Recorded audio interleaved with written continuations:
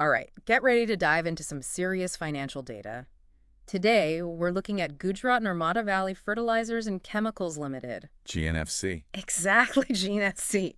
We've got their Q2 FY25 financial results, and we've got a lot to go through. The press release, the whole financial results document, and even their investor presentation. It's a lot. It is. So are you ready to see what we found? Absolutely, I'm ready. Okay. So to start off, GNFC had their board meeting on November 13th to approve all these results. And, it's funny. I noticed they got a little fine for being late with their Q1 results, but they paid it all up on September 21st. So that's... Yeah, no worries there. Exactly. It's all squared away. What really stood out to me is that it's been a bit of a mixed bag for them this quarter. Yeah, it has. They're doing well in some areas, but then others, not so much. Definitely a mixed bag. The revenue is up if you compare it to the same time last year, but their profitability is down, especially when you look at their chemical segment. And that is interesting. It is. So let's start breaking this down, shall we? Let's start with the fertilizer segment. It seems like their sales volume is actually doing really well, especially for products like neem urea. And the input costs for complex fertilizers, the ones that have the blends of different nutrients, Yeah. those have gone down. So that's got to be good news for them, right? It is good news. However, their fertilizer segment is still operating at a loss. So, Oh, really? yeah, it might seem a little strange. But when you look into it, you see that the energy norms for urea production have increased. So that's driving up their costs. And the selling prices for complex fertilizers have actually gone down. So that's squeezing their margins a little bit. So it's not all good news in the fertilizer world. Right. Now, what about chemicals? I noticed they had a planned shutdown of their TDI plant in Dahej for maintenance. Right. Now, for our listeners who might not know, TDI is a really important ingredient. It's in things like flexible foam. Yeah, a lot of applications. Right. So it's a big part of their business. And this shutdown seems like it's impacting a lot of things. It's even impacting their upstream production. Exactly. When you shut down a major facility like that, it really has a ripple effect. You've got raw materials, intermediates, all those things they need for other products. And when that supply is disrupted, it can really throw things off. It's all connected. It is. And just to add to that, chemical prices, in general, are going down. So that's putting pressure on their profit margins in this segment. Now, here's something I found really interesting, and I'm curious to get your take on it. GNFC is the only company in Southeast Asia and the entire Indian subcontinent making TDI.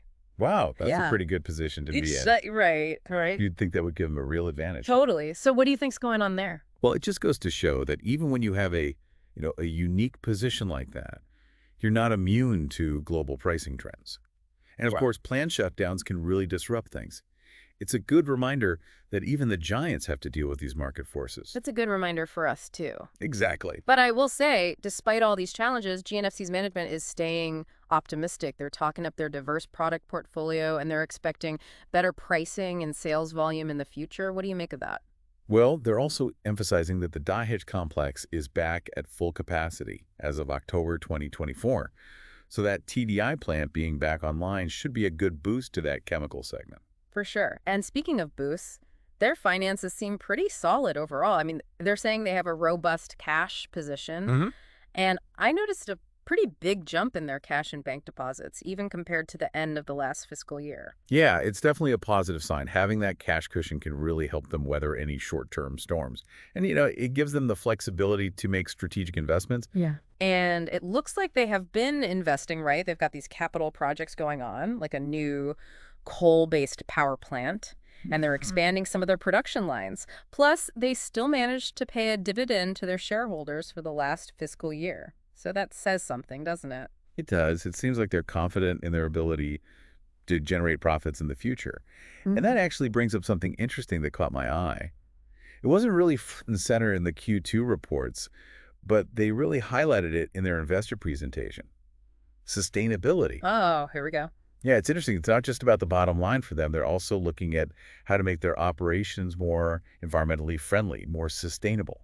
Now, that is fascinating. Yeah, it could be a really smart move, especially in today's world. So they want to be profitable, A&D be good for the planet. Yeah, it's a tough balance. It is. But, investing in a coal-based power plant, Right. does that really seem like it goes along with their sustainability goals? I mean, That's a good point. It definitely highlights the challenges these companies face when you're trying to grow, but also be responsible, right? Mhm. Goal. It's reliable, sure, and cost-effective in some places, but It has a pretty big environmental impact. it does. It'll be really interesting to see how they handle this, How do they make it all work?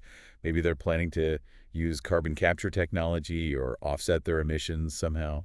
I guess we'll have to wait and see. But let's zoom out for a minute. Okay. We've been looking at all these details about GNFC, but what does it all mean for, the average person, our listeners? Well, I think their story actually tells us a lot about what's happening in India's economy as a whole, especially their fertilizer segment.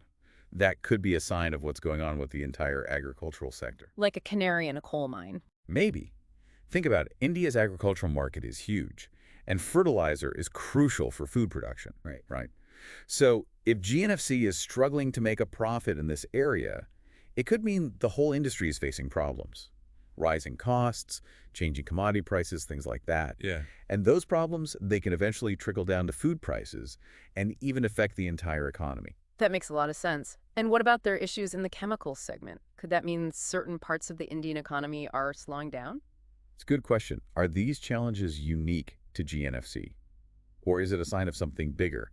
Maybe the demand for certain chemicals is dropping, or maybe there's more competition globally. So GNFC's story, it's kind of a window into the health of these industries. It is. Their financials, the things their management is saying, it all gives us valuable insights. It's not just numbers, it's a story about supply and demand, competition, government policies, even how consumers are behaving. It's a pretty complex story. It is. And it's not over yet.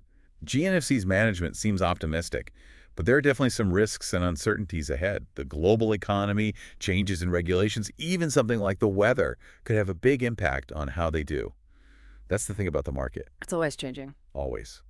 And we have to stay curious, keep asking questions. So where can our listeners go to learn more, to keep up with GNFC? Well, their investor relations website's a great place to start. You can find all their reports, presentations, any announcements they make.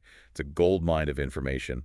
And you can also look at industry reports from research firms that focus on fertilizers and chemicals. That's a good idea. And of course, there's the news. Right. Keep an eye on financial publications. See what's happening with GNFC and the overall economy.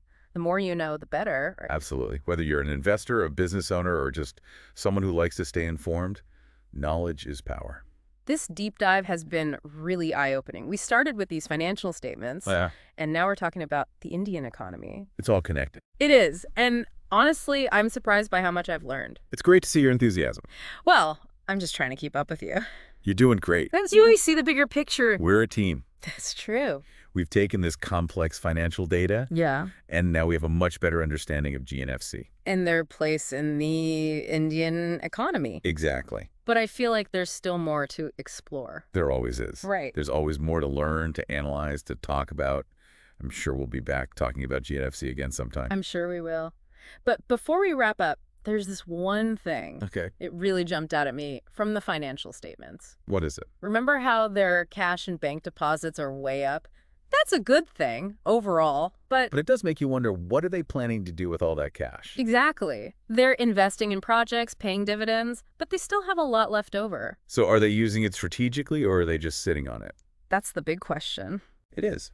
And it's something any investor would want to know. Are they thinking about acquisitions? New products? Maybe a stock buyback? It's anyone's guess at this point. We'll have to keep an eye on their announcements, their presentations, and see what they do. Remember, having a lot of cash is great, but it only really matters if you use it well. You've got that right. So, to our listener, here's your homework. Follow GNFC's cash flow over the next few quarters, see where the money's going and how it's growing. It could tell you a lot about their future. Good advice. I'll add one more assignment. Look at GNFC's sustainability efforts and compare them to their competitors. Are they really leading the way, or are they just following the trend? I like that. Always making our listeners think critically. Got to keep them on their toes. Well, that brings us to the end of our deep dive into GNFC's Q2 FY25 financial results. We've covered a lot today, from revenue and profitability to cash flow and sustainability. And along the way, we've learned some really interesting things about the fertilizer and chemical industries, the Indian economy, and how important environmental responsibility is becoming in business. We hope you found it informative and engaging. We did. And as always, we encourage you to keep learning about these topics. There's so much information out there. So much to discover. Happy exploring, and until next time, keep diving deep. It's funny, we hear all these companies talking about sustainability. Yeah, But what about GNFC? Are they actually doing it, or is it just, talk? it's a good question, and it's Yeah. something investors really care about these days. It's not enough to just say you're sustainable. Right, you have to actually do it. You have to prove it. So how can we, as people trying to stay informed, how can we tell if a company is really serious about sustainability? What should we be looking for? Well, you have to go beyond the press releases, the marketing stuff. Look at what they're actually doing. Do they have specific goals for reducing their environmental impact? Are they putting money into cleaner technologies?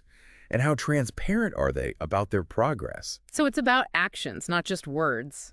Exactly. And it's not just about their own footprint. Companies that are really leading the way, they're looking at their entire supply chain. Where do their raw materials come from? Are those sources ethical?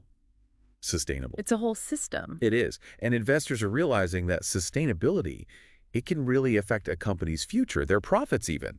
So everyone benefits when companies are transparent and accountable. It's not just about being good, it's about good business. That's right. And for our listeners, I challenge you, take a look at what GNFC is doing for sustainability. Compare them to other companies. Are they setting the bar, or are they just trying to keep up? It's a really interesting way to learn about a company's values. That's a great point.